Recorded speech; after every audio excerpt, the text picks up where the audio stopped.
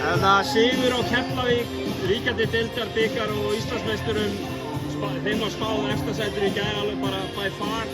Það hlýtur að vera gaman að koma hingað á heimavöll þeirra í dag og ná í þennan bikar. Jú, það er bara mjög gaman að vinna bikar en skemmtilegt að vinna þennan leik en núna byrja tímabilið þannig að við þurfum bara að halda áfram.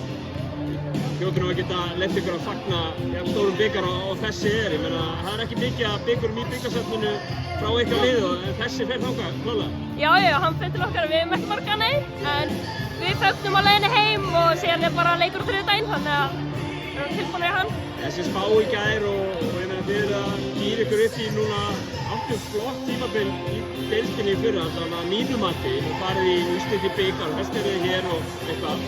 Er þetta ekki rétt skilhöfum að Þór er að byggja ofan á þetta síðasta tímabil? Jú, við erum held ég bara alltaf að vera betri og betri og spá er bara spá og við þurfum bara að sýna á tímabilinu hvar við eigum heima. Sýndið allavega í dag að þið eru með hörkuhóp, góðan atvinnumann og ég meina Matti er með 21, 27, 11 í þessu leik og fleira, ég meina þið getið alveg leyft ykkur að dreyma það. Jú, við stefnum auðvitað hátt og eins og hún segir með Matti með einhverja tölur en hún kemur ekki bara með tölur og statti, hún er líka bara frábær liðsmaður og þú veist, bara lyftir okkur öllum upp og bara geggjum og allar.